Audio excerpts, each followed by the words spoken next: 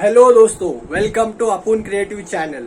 आज हम बात करने वाले हैं डेंगू वायरस के बारे में। आज नेशनल डेंगू डे है और हम आज बात करेंगे डेंगू क्या डिसीज है, डेंगू कौन से कॉजेटिव ऑर्गेनिज्म से आता है, डेंगू के सिम्टम्स क्या है, कैसा उसे जल्दी पहचाना जा सकता है और ट्रीटमेंट क्या है और उससे कैसा बचा जा सकता है। आज हम इस वीडियो में बात डेंगू डिसीज एक मच्छर जो कि एड्स इजिप्टाई नामक मच्छर है, वो काटने से फैलती है।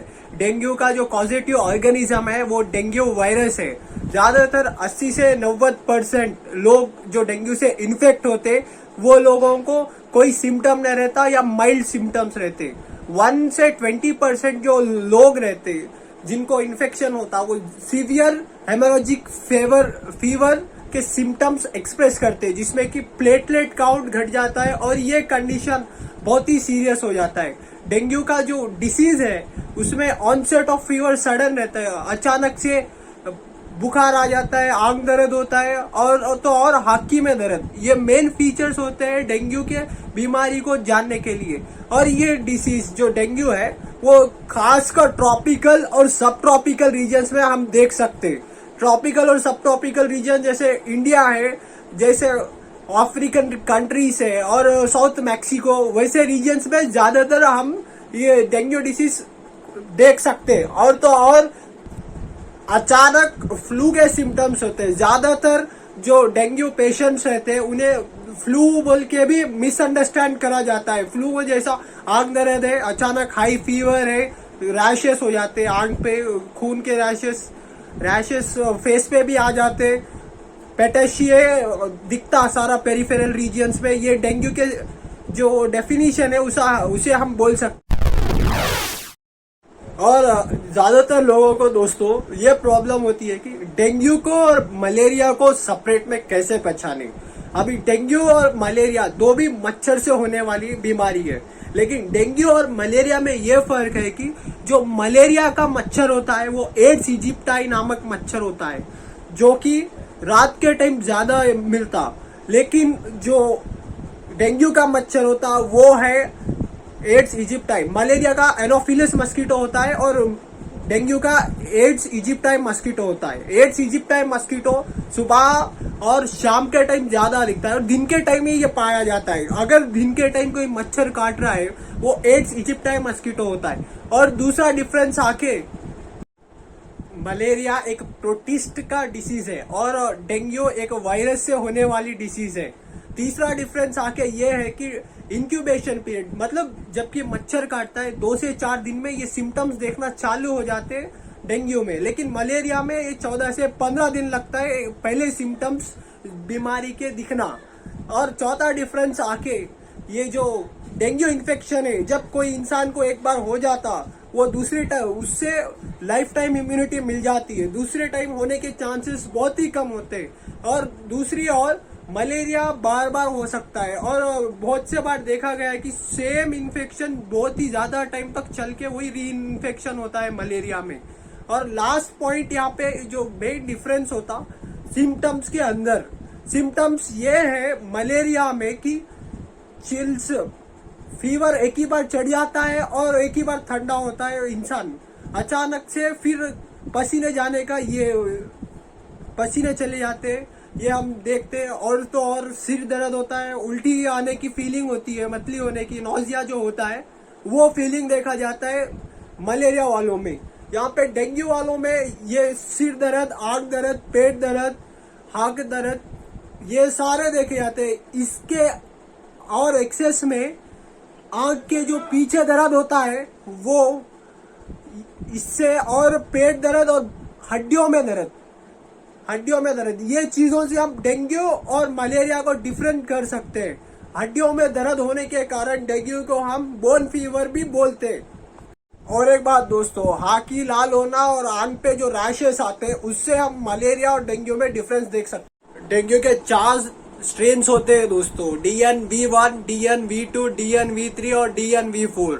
जैसे कि मैंने पहले ही कहा कि कोई इंसान अगर एक बार कोई डेंगू से इन्फेक्ट हो जाए उसे री इन्फेक्शन नहीं होता, लेकिन थोड़ी बार ये देखा जाता है कि इन्फेक्शन सेकेंड टाइम या थर्ड टाइम होता है, मोस्टली सेकेंड टाइम होता है एक बार इन्फेक्शन होने के बाद भी। ये इसलिए है कि पहले एक स्ट्रेन का वायरस इन्फेक्ट करा होता है और दूसरी बार अलग स्ट्रेन का, लेकिन एक ही स्ट्रेन दो बार इन्फेक्शन नहीं कर सकता इंसान में।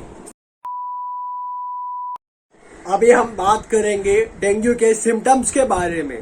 पहले तो अचानक बुखार चढ़ जाता है, आंख दर्द होना चालू होता है, हड्डियों में दर्द होना चालू होता है, और हाकी में जो दर्द है वो तो बोला, हाकी के पीछे जो दर्द होता है वो होना चालू होता है, थोड़े रैशेस होना चालू हो जाते।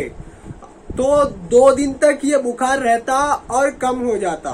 फिर से पेट में दर्द, पूरा आंख जो सुस्त होना है वो होता, पूरा एनर्जी नहीं जैसा फील हो जाता, पूरा इंसान वीक हो जाता। फिर 2 से 4 दिन ऐसा इनएक्टिव पीरियड होके फिर से हाई फीवर।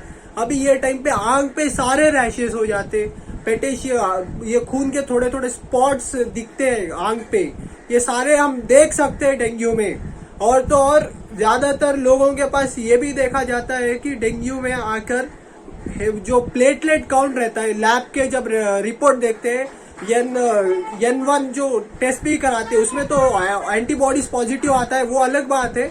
ये और जो प्लेटलेट काउंट होता है वो कम हो जाता है इंसानों के अंदर, जिससे कि जो ब्लड हेमोरेजिक फीवर, हम सीवियर हेमोरेजिक फीवर जो बात कर रहे थे वो इनके पास देखा जाता है। तो हम इसके हिसाब से बोल सकते हैं कि सिम्टम्स ये होते हैं, अचानक बुखार आना जो कि 104 डिग्री फ़ारेनहीट होता है, आंख दर्द होना, रैशेस दिखना, आंखी के पीछे दर्द होना, सिर दर्द, पेट में दर्द, ये सारे हम सिम्टम्स में काउंट कर सकते हैं। और अगर हम ट्रीटमेंट की बात करें तो कोई भी मेडिकल प्रेस्क्रिप्शन ऐसा नहीं है जो कि परफेक्ट ट्रीटमेंट देता है, लेकिन हम जो सिम्टम्स आते हैं दर्द कम करने के, और वैसे सिम्टम्स हम कम कर सकते हैं, बट कोई स्पेसिफिक ट्रीटमेंट डेंगू के लिए है नहीं। थोड़े जो फ्लूइड की कमी हो जाती है आंख में तो फ्लूइड रिप्लेसमेंट थेरेपी या घर में ORS बना के पी सकते हैं। और डॉक्टर्स या नर्सेस या मेडिकल हेल्थ केयर सिस्टम जो आपको अवेलेबल है, जल्दी से जल्दी जाके बताने से आपको 90% चांसेस ज्यादा हो जाते हैं बच जाने के। और तो और डेंगू वैक्सीन जो कि क्लिनिकल ट्रायल्स में अभी भी चल रहा है, पक्का नहीं है लेकिन अभी डेंगू वैक्सीन जो नाम है वैक्सीन डेंगू के, वो क्लिनिकल ट्रायल्स में चल रहा है अभी। हमने बात की थी सीवियर हेमोरेजिक फीवर जो डेंगू से होता है, वो लोगों में प्लेटलेट काउंट कम होने के कारण प्लेटलेट जो ट्रांसफ्यूजन होता है, प्लेटलेट्स चढ़ाया जाता है, ब्लड प्लेटलेट्स को ट्रांसफ्यूज किया जाता है या सेलिन से चढ़ाया जाता है जिससे कि प्लेटलेट काउंट नॉर्मल हो सके। और आते हैं हम कैसा इसे प्रिवेंट कर सकते हैं। यहाँ पे जो कि ट्रीटमेंट है नहीं तो प्रिवेंट करना ही बहुत बड़ी बात है। प्रिवेंट करने से इंसानों की जान बचा सकते हैं। ट्रीटमेंट तो हो रहा नहीं, अभी प्रिवेंट देखो दोस्तों, 2 तरीके से हो सकता है। एक तो मच्छरों को तादाद कम करने या मच्छर जिधर कम है उधर रहने का, दूसरा है मच्छर के काटने से बचने का। ये 2 तरीके से हम डेंगू फीवर होने से बच सकते हैं। एक मच्छर काटने से कम होने के लिए हम मस्कीटो रेपेलेंट्स का यूज कर सकते हैं, और तो और मस्कीटोस का जो फुल जो शर्ट या पैंट होता है, फुल क्लोथ्स पहनने से भी मस्कीटोस कम काटते हैं, जिससे कि हमें कम खतरा होता है डेंगू फीवर होने का। अब आते हैं मस्कीटोस को दूर करने के। मस्कीटो ब्रीडिंग जब हम रोकते हैं, आसपास एनवायरमेंट को हम साफ रखने पे मस्कीटोस कम कर सकते हैं। लेकिन जिधर रुके हुआ पानी रहता है वहां पे अगर कोई मस्कीटो जो कि एड्स इजिप्टाई मस्कीटो है वहां पे अंडे देता है वो पानी में, वो अंडे सालों तक वहां पे ये रह सकते हैं। जब फेवरेबल कंडीशंस होंगे वो मस्कीटो फिर से ब्रीड होगा। वो मस्कीटो का ब्रीडिंग रोकने के लिए हम हफ्ते से हफ्ता, जो कि मैं तेलंगाना गवर्नमेंट ऑलरेडी इनिशिएटिव लिया है, एवरी संडे 10 o'clock 10 मिनट्स के लिए जो घर में स्टैग्नेंट वाटर है या रुके हुआ वाटर है, कूलर्स के अंदर का वाटर है या कोई वाटर जो ठहरे हुआ है, वो तमाम क्लीन करने का इनिशिएटिव है, वो हम फॉलो कर सकते हैं। उससे बहुत ही फायदा होगा मस्कीटो ब्रीडिंग और कंट्रोल करने के लिए, जिससे कि मस्कीटो पॉपुलेशन कम हो जाएगी। खुद ही साफ सुथरे नहीं, घर में ही ऑल आउट या मस्कीटो रिपेलेंट्स यूज करने ही नहीं, और अपने सराउंडिंग्स को भी साफ रखना जरूरी है, जिससे कि हम मस्कीटो फ्यूमिगेट कर सकते हैं। मस्कीटो जो रिपेलेंट्स रहते, स्प्रेस रहते जो मस्कीटो को मारने वाले, उसे हम यूज करके फ्यूमिगेशन रेगुलरली करा सकते हैं। उससे भी जो सराउंडिंग साफ रहते हैं, सराउंडिंग में मच्छर नहीं होते, उससे बच सकते। आप साफ रहिए, मस्कीटो बाइट से सावधान रहे, सतर्क रहे और अपना ख्याल रखिए। अपुन क्रिएटिव।